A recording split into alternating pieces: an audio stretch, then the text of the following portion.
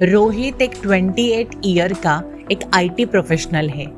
हर महीने उसकी सैलरी आती है। सैलरी आते ही उसका ईएमआई जाके, कुछ महीने के खर्चे छोड़ के कुछ उसका सेविंग बचता है।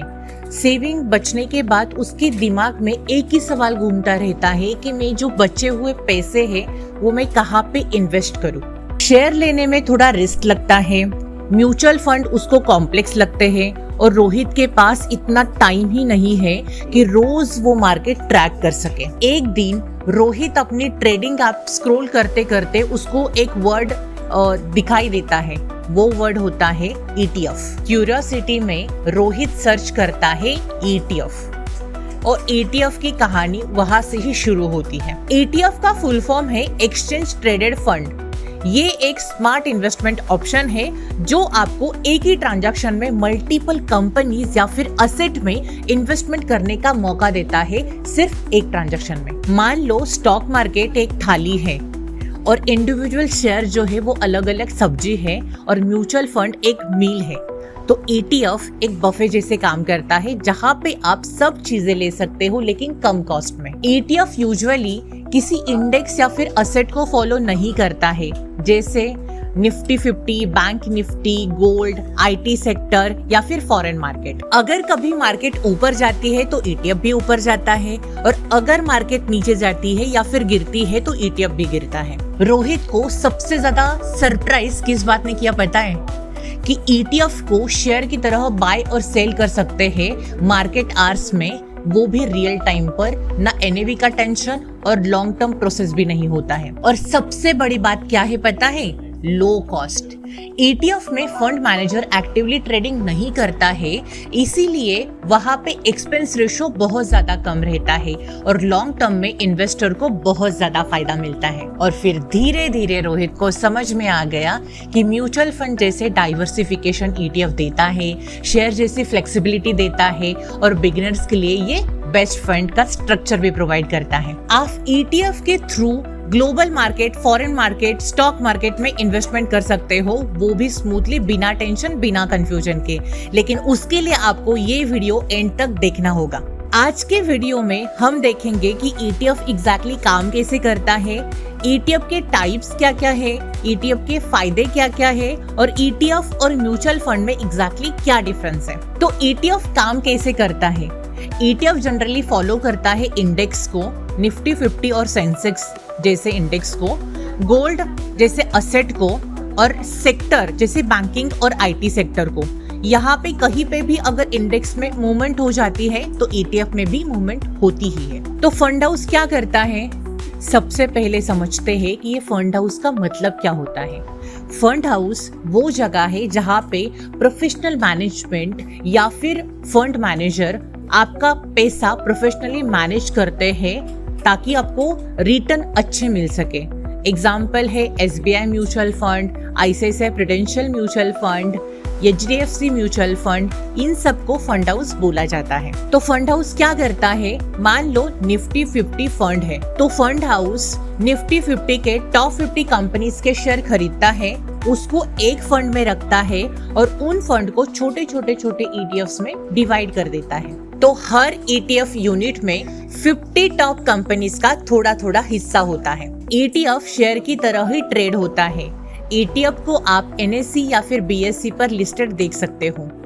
ETF मार्केट के आवर्स में आप कभी भी बाय और सेल कर सकते हो और रियल टाइम में इसका प्राइस ऊपर नीचे हो सकता है। ETF सिर्फ एक टाइप का नहीं होता है, इसके बहुत सारे छोटे छोटे अलग अलग ETFs होते हैं। तो देखते हैं, उससे आपको ये समझ में आएगा कि आपके लिए बेस्ट ETF फंड इन्वेस्टमेंट करने के लिए कौन सा है। ETF का सबसे पहला जो टाइप है वो है equity ETF funds, share market ETF। ये जनरली फॉलो करता है निफ्टी 50 इंडेक्स को। अगर इसमें कोई भी ऊपर नीचे हो जाता है या फिर अगर ऊपर जाता है तो आपका ETF ऊपर जाएगा, अगर नीचे जाता है तो आपका ETF भी नीचे जाएगा, गिरेगा। ये लॉन्ग टर्म इन्वेस्टमेंट के लिए इन्वेस्टर को अच्छा फायदा मिलता है इससे। दूसरा टाइप है ETF का सेक्टर ETF, मतलब कि किसी एक ही सेक्टर के ऊपर फोकस करना। For an example, banking sector आपको अगर ऐसा लगता है कि आगे जाके फ्यूचर में बूम करेगा, तो आप बैंकिंग सेक्टर के किसी भी म्यूचुअल सेक्टर में इन्वेस्टमेंट कर सकते हो। फॉर एन एग्जाम्पल, अगर आप SBI म्यूचुअल फंड में इन्वेस्टमेंट करते हो, अगर आप HDFC म्यूचुअल फंड में इन्वेस्टमेंट करते हो, अगर आप एक्सिस में करते हो या फिर ICICI प्रूडेंशियल में, सबका आप हिस्सा लेके एक ही सेक्टर में इन्वेस्टमेंट कर सकते हो। वो होते हैं ETF सेक्टर फंड्स। जैसे पूरी बैंकिंग टीम पर बेट लगाना। तीसरा है गोल्ड ETF।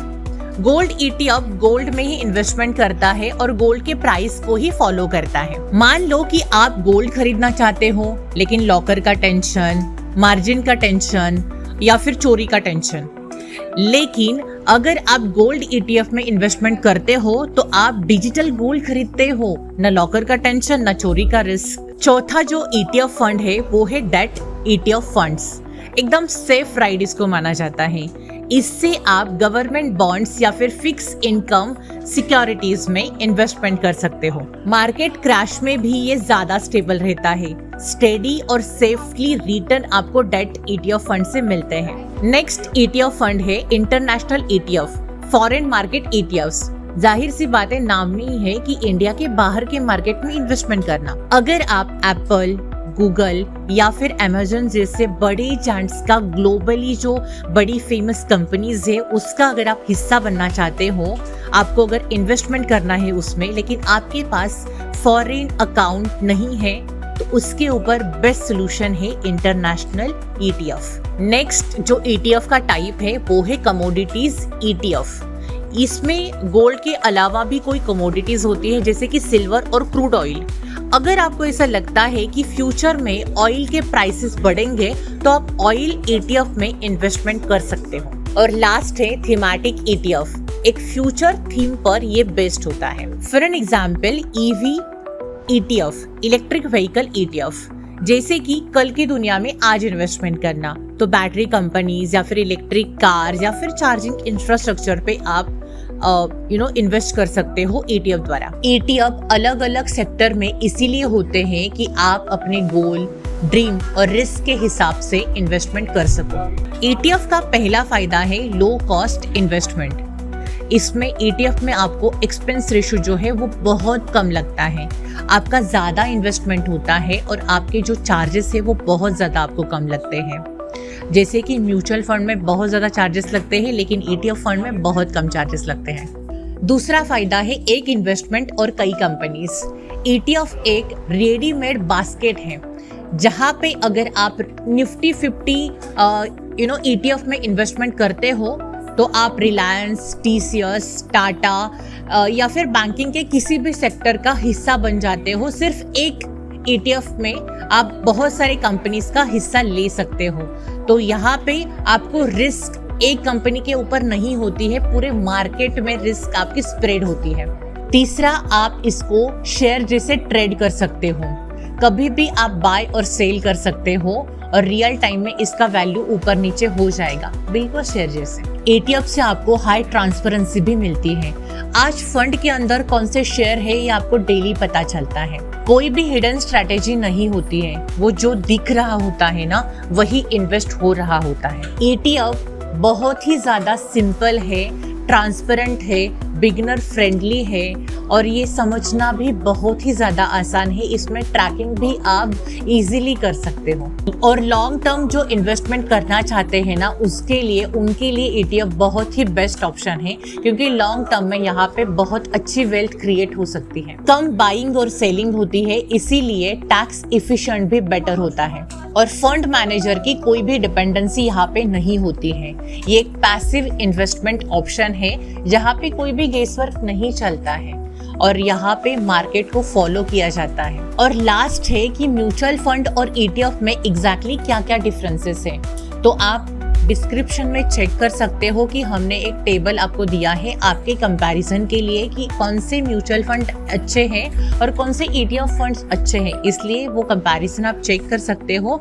फिर भी मैं आपको एक शॉर्ट में समझाती हूँ कि ETF फंड्स और म्यूचुअल फंड में मेन डिफरेंस क्या होता है। ETF फंड वो फंड है जो शेयर मार्केट पे ट्रेड होते हैं। शेयर की तरह आप बाय और सेल भी कर सकते हो। मोस्टली ETF फंड जो होते हैं वो इंडेक्स को फॉलो करते हैं और यहाँ पे पैसिव इन्वेस्टमेंट होती है। और म्यूचुअल फंड ये ऐसे फंड होते हैं जहाँ पे फंड मैनेजर का एक्टिव रहना बहुत ज्यादा इम्पोर्टेंट है। वैसे ETF में फंड मैनेजर का एक्टिवली इन्वेस्टमेंट करना नेसेसरी नहीं होता है। हमेशा याद रखिएगा कि इन्वेस्टमेंट करना मतलब सिर्फ पैसा लगाना नहीं होता है।